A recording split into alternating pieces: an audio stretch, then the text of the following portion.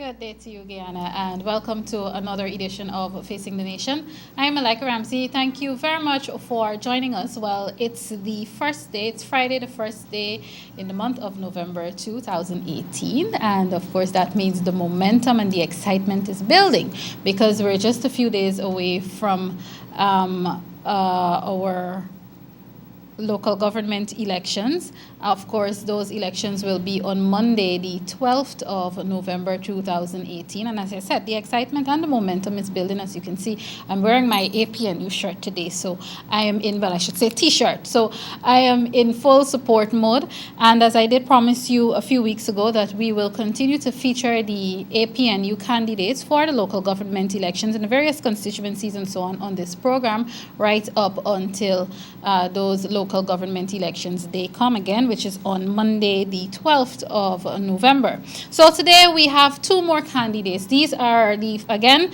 it is very important for us to keep bringing to you and showing you and exposing the first past the post candidates because those are the faces that will be on the ballot papers and we don't want you to be confused. Yes, they're all working with teams. They're from teams. The other parts of the team, they're the proportional representation. So we're going to focus on two more this week. Mr. Alfred Mentore, he is from constituency number 4, and Mr. Gregory Fraser from constituency 8. Gentlemen, welcome to Facing the Nation for the first time. Thank you much. All right, great to have you. Viewers, I should also mention to you that they are both sitting councillors, Georgetown City councillors, so we'll be able to get some information from them too. I know the Georgetown City Council has become, and I think it will, regardless of who's in charge and who are the councillors, I think that the Georgetown City Council will, for a very long time, be somewhat of a punching bag because all of us, unfortunately, make it a punching bag. So we'll try to get some information from the gentlemen in terms of what are some of the things they've done thus far, along with the entire team, and what else they expect to achieve, especially once APNU is responsible, and not only responsible, that once APNU is again voted in as a majority. Gentlemen, again, thank you very much for coming. Welcome. I remind the viewers when it comes to local government elections that these are indeed teaching moments. So I always like to start off with you explaining the communities, the boundaries that fall within your constituency, beginning with you because, of course, that's Mr. Alfred Mentore because you're from number 4. Let's talk about the communities that are in constituency 4 for Georgetown. Okay. Good afternoon to you. Thank you again for having me.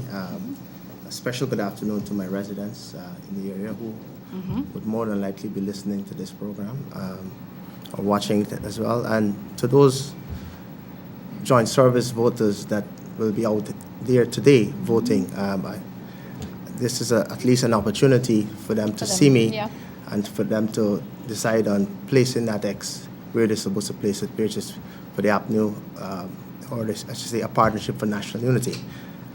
In relation to the question you asked, my boundaries and the areas that consist of constituency 4, I would say on the east is the Eastern Highway, that's the Forest End. To the west, it's Placentia Road. To the south is the Lamaha Canal that runs straight through. Yes. And on the north, it will be Lamaha Street and Dennis Street, which leads right on to Eastern Highway. So those are the boundaries. The areas that consist of constituency 4 will be Newtown, parts of Camberville, Bel Air Park, Section K, and Lamaha Gardens. Okay. So those are my areas. Thanks for that. Even before I come to you, Gregory, Alfred, let's talk about some of the things that, and I want to talk about what needs to be done, even before we talk about what would have been done already. It's always an issue, and I think we need to get to a place where, and some people have gotten it, a place to get to that place where community development is no longer only about cleaning drains and parapets and lights. What are some of the other issues that you feel is needed at this point in time? Some of the things that are needed at this point in time to help to further develop that entire area, the boundaries that you just described? Like I said, you mentioned it, the greatest felt need is alleyways. You'd say that outside of clearing and that, playgrounds or open spaces. There are a couple of open spaces in the community, which is in the Bel Air Park community, that it's necessary for us to retain those, to bring it to a state of readiness, and to manage it as a council for the best interests of the people in the community. So that is a very important aspect that is definitely missing. Within the community itself, we don't have any major open space or ground. There is a small ground in Bel Air Park, and there is another ground in Section K. It's necessary that we restore those grounds to a semblance of order, so that the residents themselves could use it and to enjoy it, so to speak. And one might think or might assume that it would be easier for you to do that. And I'm bringing the critics into focus here. They may want to say that, well, he should be able to do that. After all, he is a sitting councillor. How do you deal with people who think that you are supposed to be able to? As a councillor, we are policymakers and legislators and people who recommend things. But at the end of the day, I'm only one councillor among 29 others, which is 30 councillors at the horseshoe table. So I could make representation for a whole host of things, but again, I have to get the vote. I have to win the support of my other councillors. But we all know the tight budgetary or financial constraints the council is under, so to speak, and it's not easy for me to allocate funds to different things. I will have to get the full support of those councils, but there are also other felt needs. People alleyways are not being cleared. People need lighting. We always have trouble with garbage and how it's being cleared, and a whole host of other things in the community. So it's looking at that, I decided to go forward. I tapped the central government.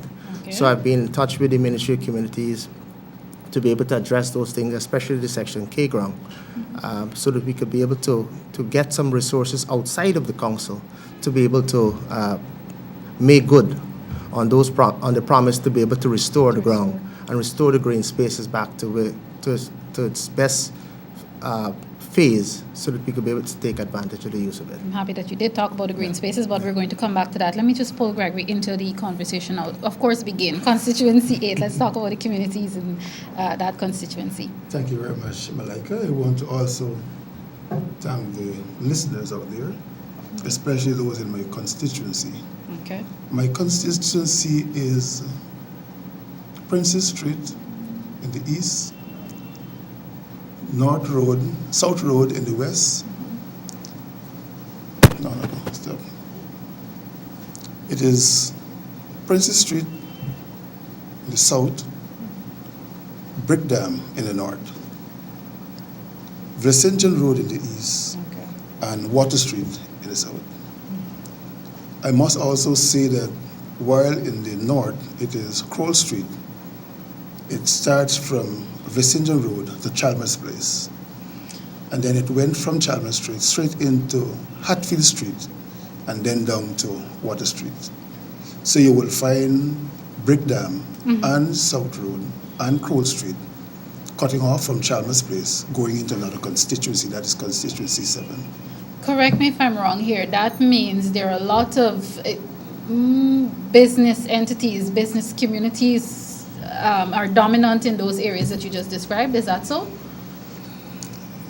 I wouldn't say they're dominant. Dominant, okay. But there are sufficient business places. Because what I'm going to ask now, again, no, this would be a little different from what would happen in the residential areas, the residential communities where people live and so on. What are some of the challenges or the things that must be done in those communities, and especially things that you've noticed also as a sitting councillor?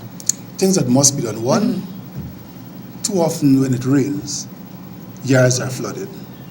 They want to take a very long time to run off.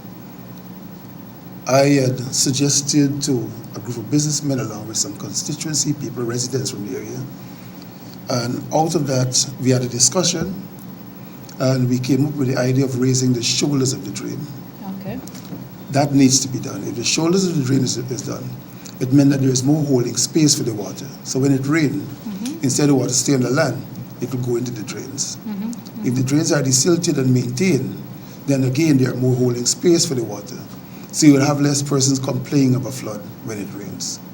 All right. Alfred talked about green spaces, the promotion of green spaces, and I'm happy that he did bring that up because, of course, we're living in an era and an environment whereby Guyana we want the aim, especially from His Excellency President David Granger, is for us to go green, green state development strategy and all of that. How does that factor into works that are expected to be done in your communities? Unfortunately, there are no parks in my constituency. And so what the young men do is to go into Durban Park now, or they go to the National Park. But there are no area that we can consider that you can green space, unfortunately. Maybe you can encourage the... And you know there are 8,176 registered voters in that area. And that's why I say unfortunately. Unfortunately, indeed. Well, I guess you can probably start with encouraging whether business or homes, people who have the space to plant more trees. You can probably start with that.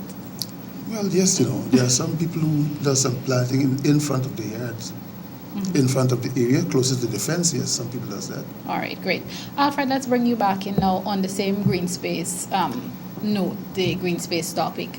Do you find that the people, because again, your community is more resident, more people living and so on. Do you find that people have taken to the green spaces initiatives, and that they're willing to do whatever they can to contribute to promoting that? Well, yes, I must say that in various meetings, in various community meetings that I would have had with residents of my community, the Bel Air Park people particularly, some residents of Lamahar Gardens, some residents of Section K, the concept is that they really want to buy in. They really want to have a public, well in this case, a public-private, or say the residents, city council joint venture to be able to restore those play parks to some level of readiness.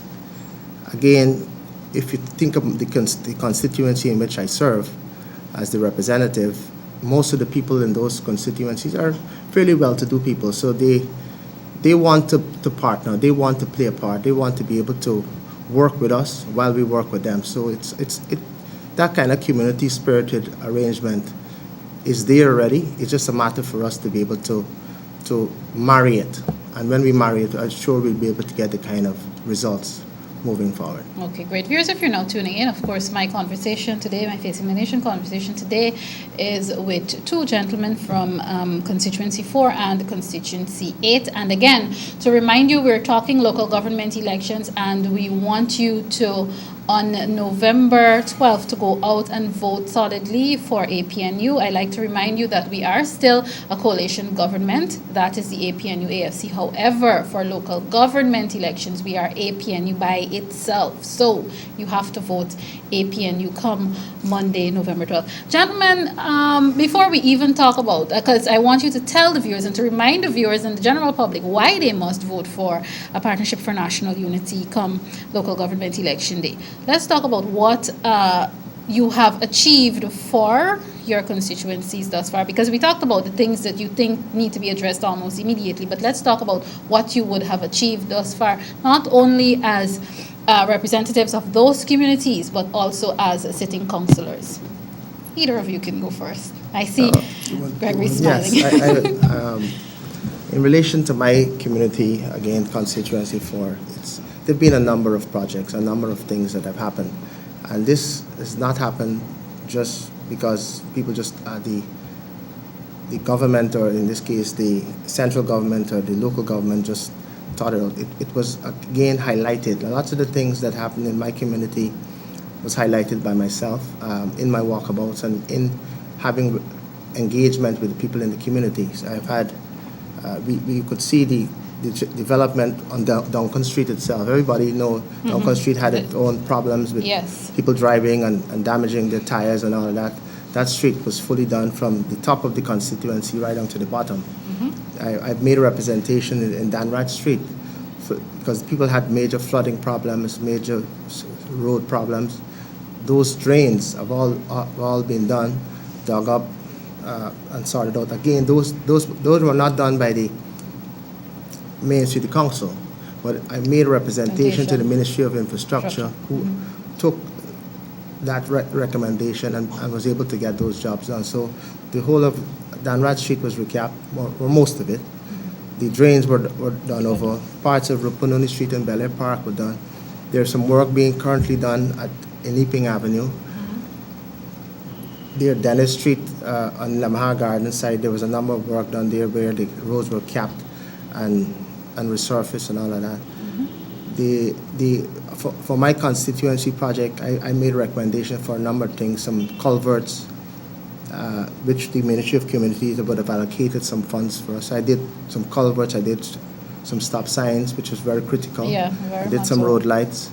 But the main or the most important piece of project that was completed, that was recommended by myself, was a bridge abutting Danrad Street, going over Middleton Street all the way over to Craig Street. So that bridge is a beautifully done bridge. Just a bridge. I was a little boy in that area because I born and grew up in Danrad Street area, Newtown. So I knew of the plight that the people suffered from. So I realized the bridge was necessary, and I really wanted to ensure that as a constituency council or the council for the area that I could be able to do that. So I was able to complete on that. And so in a nutshell, there were a number of things done, and the idea is to continue that progress, and for the people of the community to realize that I'm not a person who just talk. I deliver. You get work done. Great. Perfect. You said, Gregory, let's talk about the achievements now in your wonderful. Like my colleague Alfred, I neither could have gotten any resource out of the council. And so I myself went to the ministry. I went to two ministries, one, the Ministry of Infrastructure, and the Ministry of Communities. As a result of a request was made for me to put up two project documents. I put them up to the Ministry of Infrastructure. I was able to get one project document address, and that project document was able to see the realization of all the drains and alleyways, in the Wortmanville area was done, to the extent that you could have stand at the corner of Lowiser Road and see the vehicles passing in Haley Street, which is two corners down. And that's from the alleyway I'm talking about. And they were clogged up, they were full of bushes, there was a jungle in the alleyways. All the alleyways were done. I was able to get some roads done in the area, in Durban Street, in some parts on Lowiser Road, in Princess Street, and to some extent in Hatfield Street. At the moment, I was able to get Ministry of Communities to do some work in my area again. And this is in the area of the Working Russ area, because the two project documents that I put up, the one that had the least funding, the least costs, that was the one that was done first. That's the Wortmanville area. And so I went to Minister Bulkin, having gotten the first tranche from Minister Ferguson, thanks to her. I went to Minister Bulkin, he took a paper to cabinet, that paper was approved, that money was made available. Great. But it took me some time, and most time it is when it is coming on to year end, and I would want to think that monies are left over, and then is when I'm able to access that assistance. At the moment, I've started some work in the Working Russ area. I know the people are saying it is because of election, but I can assure you, if you check the document, for those who are listening, if you check with the ministry, they will tell you that the document was in there close to 1 year, but it's only now that thing materialized.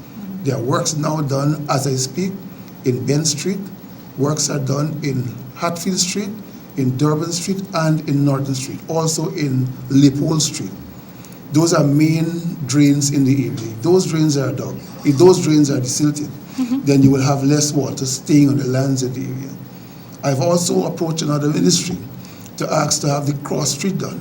A minister is looking at that right now. Minister Ferguson again is looking at that. If I'm able to get her to agree and to assist in that area, then at the end of this process, all of Working Russ drains, both the alleyways drain and the main drains, will be desilted. So there will be no longer flooding. What I have to do, however, is to make sure they get a program of maintenance. And until such time that the council is able to take care of itself and take care of its responsibility in the city, I will have to again go back to the ministry to ask for assistance for maintaining. Because if you don't maintain those roads, those alleyways, those drains, the sand is going to keep going back into them, and then they become silted again. And then the next thing you have a whole set of stuff all over again you have to start. That's what's happening. What I also were able to do is the council was, all councillors, for the 15 constituencies was allocated a certain amount of money. And I put all of those money, this is because the engagement I had with the people in the community, I put all of that money towards lighting. So in another week or so, if you go down Princess Street in the night, it is pitch dark. In another week or so, you'll want to know if Christmas came before its time. Because the whole street from the top, from Vicinity Road right down to High Street will be lit. Some lights were put in High Street of itself, so there's no need for me to put additional lights in High Street. And in the constituency of itself, there are some dark spots where you can have persons hiding and to cause damage to persons, to rob and so. All those here, they will be surprised because there will be no dark spot after another week or so, because lights are going to be there. Okay. All right. What I did also, I want to mention, Go ahead. is that over the period, I was able to get some medical outreach done at the corner of Louisa and Durban Street. And those medical outreach, we were able to reach persons in their home. And you wouldn't imagine how many persons are in their homes and can't get medical help. Because of one, they can't make it by themselves and they don't have anybody to take them, or they just feel that they are fit and proper and they don't need medical attention. Until I was able to take medical personnel into those homes, find those people, give them a check, and then is when you realize you're not really fit and proper. You need medical attention. You wouldn't imagine how many persons, on each occasion we have a medical outreach at the corner here, how many persons you will see sitting on the benches, on the chairs, waiting for 1 or 2 hours to make sure that the cholesterol goes down, or to make sure that the pressure goes down, or to make sure that the sugar go back in check. Because they came there not knowing what's happening until they get there. When they're tested, then they realize what's happening to them. And that's the kind of work we're able to do. We taught the old, the young, and the indifferent.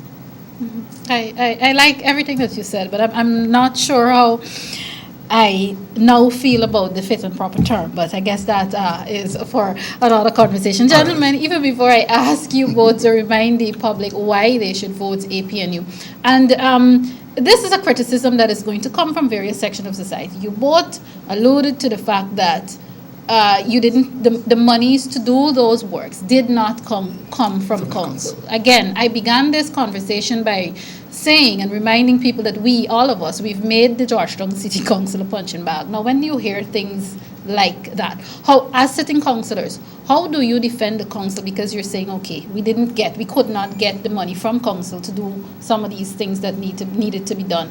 How do you deal with the public and in saying that the council doesn't have money, basically? One of the things you have to check, Malika, is that people talk about raising rates and taxes. I'm not convinced that that is the way to go. Okay. Many people have their properties and they don't know the value of their properties. Because for a decade or more, we did not have a whole-scale evaluation of those properties. And people would want to know what's the cost of their property, what the true value of their properties. If people know what the true value of the property is by the fact that you do an evaluation, let them get that document. They will have a problem paying the property tax commensurate to the value of the property. So in that case, you're not raising taxes. They're just paying their due, the taxes that are due to the council, which will be definitely more, and the council will have more money to do more work. If you notice, it's 20-something years we have not had any work done in the city until our government came into office, and we did a complete transformation of the city. Almost all of the drainage area and the areas that were blocked and causing water to be logged and clogged in persons' yard were cleared. And so that is what we are trying to maintain. But as you know, like both myself and the Councillor Alfred made the point, council is cash strapped. We have to go outside of the box if we really want to do things in our constituencies. Get the work done. Alfred, do you have a sentiment on that? I endorse Councillor Fraser's point, and as it relates to the increase or perceived increase, we're not here to increase anything. We're here to allow people to make their fair share or their rightful share, or look at that civil responsibility that they have to the city to pay their. But outside of what even Councillor Fraser said, even if we increase or if it's a peer to when the properties are valued, lots of people, 50% or 55% of the people don't pay. 55% of the people wait on some amnesty at the end of the year to see if they look at it. But and most of the businesses and many other persons really don't pay their rightful share, their fair share, for us to be able to complete that our responsibility as a city to clear your garbage, clear your drains, ensure you got roads. We as a council can't even do roads at this time. That's one of the reasons why we tap the central government through the Ministry of Infrastructure to be able to do those things. And again, Councillor Fraser might have been at the council before me, but I see this first, right, I see this first phase of me being a councillor, or this first 2.5 years, as one of a discovery period. So I was able to see, to realize, to assess where we're at, and add recommendations to where we really want to go. So the next phase of this council, when elected, Yes, again, when elected, is to ensure that from the observation that you made, you're able to now execute on those plans and to execute and to make good. So the whole concept for the first phase was to look, see, realize where we at, tap the various ministries. But again, we have to be able to function on our own because we are an independent body. They use a particular word. We are autonomous. Autonomous. That's the word. We're an autonomous body, and we need to function and to be able to generate our own finance, generate our own capital to be able to do these things, so that we will have less to tap the central government for, because we really want to have our own independence. We want to be able to function as a body without too much of central government's involvement. All right. Not involvement in the sense of directing the traffic, because the central government don't direct the traffic. We make those decisions as policymakers at the council. So, but we tap them for a little bit of help. But we really want to reduce that tapping so that we could function as an independent body to be able to do our work.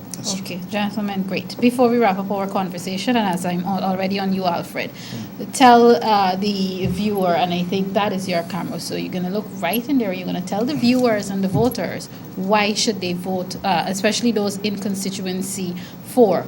Come Monday, November 12th, why should they, on the ballot paper, look for the APNU symbol, of course, and also for your face, which will be there, and tell them why they should vote a Partnership for National Unity. Well, to my residents of Constituency 4, you know me.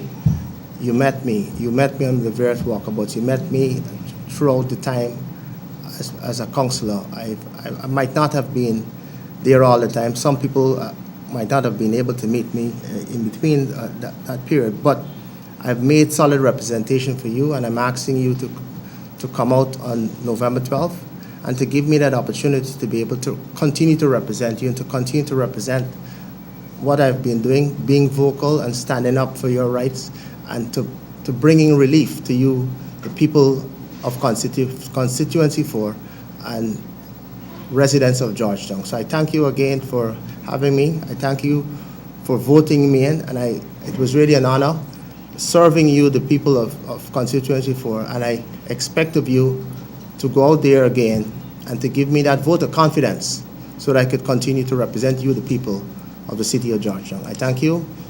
On November 12th, you vote APNU at the top and APNU at the bottom, where you see my good-looking picture.